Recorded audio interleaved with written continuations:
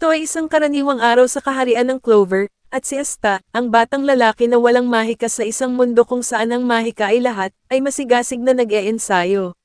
Ang kanyang dalawang espada, ang Demon Slayer Sword at Demon Dweller Sword, ay kumikinang sa unang liwanag ng umaga habang nagpa-practice siya ng kanyang mga swing. Bigla, isang misteryosong figure ang lumitaw sa harap niya.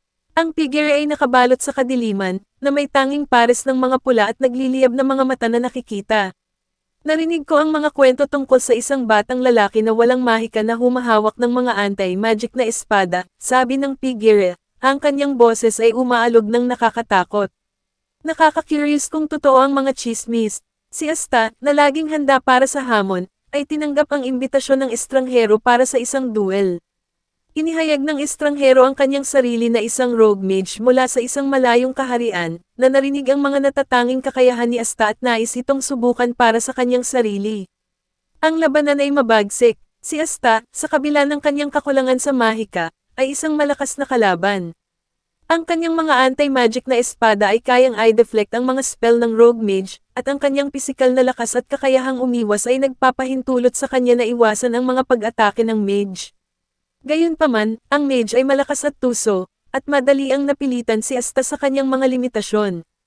Tiyak na mukhang matalo na si Asta, dumating ang kanyang mga kaibigan mula sa Black Bulls Guild.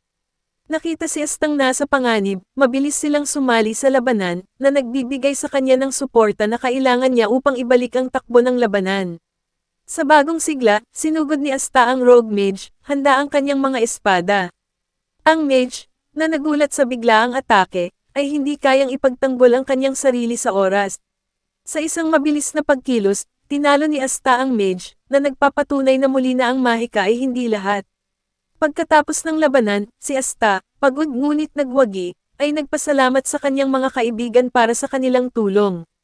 Binati nila siya sa kanyang tagumpay, ngunit pinapaalala sa kanya na marami pa siyang matutunan. Sumang-ayon si Asta, na nangakong magpapatuloy sa pagsasanay at maging Wizard King balang araw.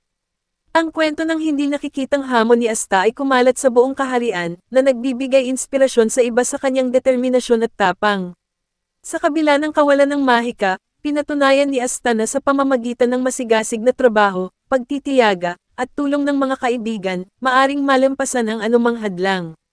At kung nagustuhan niyo ang aking video, pindutin niyo na ang subscribe button. Like, follow at shares, para updated kayo sa mga susunod pa nating kwento.